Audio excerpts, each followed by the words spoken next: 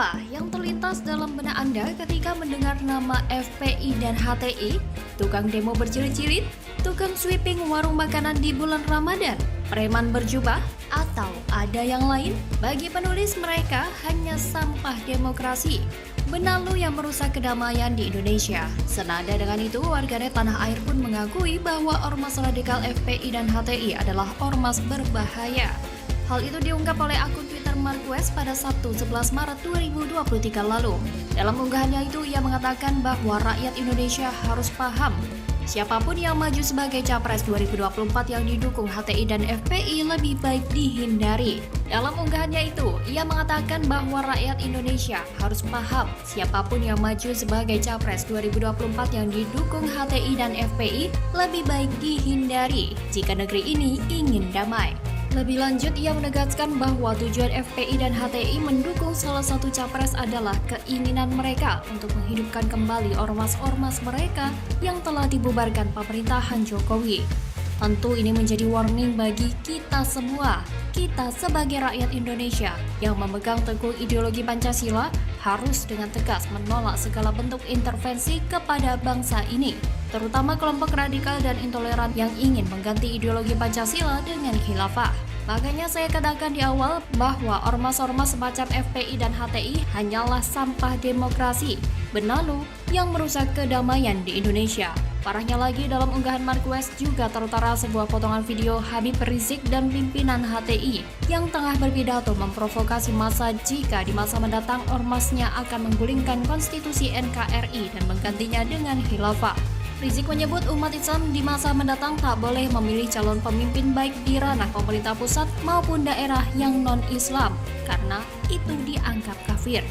Bahkan dalam pidato itu, ia mengaku akan bergerilya merebut kekuasaan konstitusional bangsa ini dan menggantinya dengan sistem khilafah. Sungguh menjijikkan, ormas-ormas perongrong bangsa ini bahkan tak berhenti di situ. Dalam unggahan Marquez pun juga tersiar berita di mana partai PKS berdiri di belakang ormas-ormas busuk ini dan memberikan dukungan kepada mereka.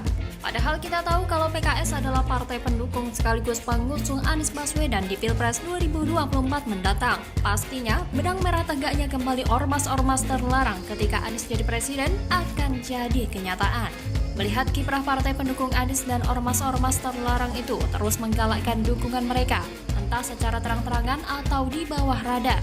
Apalagi sebelumnya Anies Baswedan dalam kunjungannya ke Australia pada Senin 6 Maret 2023 telah bertemu dengan Menteri Luar Negeri Penny Wong dan Gubernur Reserve Bank Philip Loui. Anies juga diwawancari oleh media Australia ABC News. Anies juga disinggung mengenai kampanyenya saat ingin menjabat sebagai Gubernur DKI Jakarta yang dinilai memecah belah persatuan. Namun Anies membantah hal tersebut dan mengatakan kandidat politik akan menonjolkan perbedaan mereka untuk mendapatkan keunggulan elektoral dan mengatakan pemerintah daerahnya berkomitmen untuk kesetaraan agama selama 5 tahun masa jabatannya. Dia mengatakan dukungan dari berbagai partai politik tidak mengikatnya pada pandangan mereka dan mengatakan dia akan didorong oleh 4 prinsip utama, yakni kesetaraan, kepentingan umum, kewajaran, aturan, dan peraturan. Memang selama ini Anies sangat terkenal dengan politik identitas. Bukan hanya di Indonesia, keterlibatan Anies dengan politik identitas juga terkenal sampai negara tetangga Australia. Hal itu juga ditanggapi oleh pegiat media sosial Yusuf Dumdum lewat akun Twitter pribadinya. Ia mengatakan, bapak politik identitas sumber pemecah belah ternyata sudah terkenal sampai mancanegara. Dan ciri khas banget kalau sudah dapat pertanyaan sulit, maka bibirnya akan dibasahi. Tentu ini sudah menjadi tanda bahwa mendukung Anies adalah bahaya laten bagi NKRI. Nasib bangsa ini bisa-bisa di ujung tanduk dan porak-poranda jika dikuasai oleh Anies dan antek-anteknya. Sangat mengerikan jika hal itu sampai terjadi. Maka dari itu, pada 2024 nanti, lebih baik kita mendengarkan gagasan, program, dan visi misi pasangan calon. Kalau memang calon itu tidak punya gagasan, tidak ada program, dan lain sebagainya, tapi malah memecah belah, maka calon tersebut jangan dipilih. Jangan sampai Pilkada 2017 terulang lagi di tahun 2024 nanti. Cukup DKI Jakarta saja yang menjadi percontohan betapa mengerikannya politik identitas dan jadi ajang persemakmuran ormas-ormas terlarang. Dan jangan sampai negeri ini memberikan tempat bagi ormas-ormas yang ingin menghancurkan NKRI. Bagaimana kalau menurut Anda?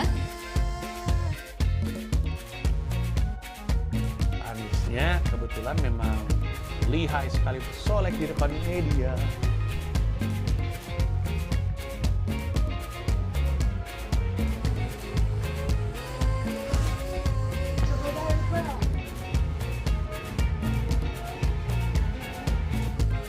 Anies disapa pemulung di pinggir jalan.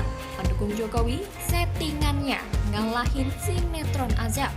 Ditulis oleh tim redaksi jurnal dikutip dari berbagai sumber. Jadi besar-besarkan agar dapat menjaring orang-orang lugu. Intinya jangan mau dibohongi apalagi dibodohi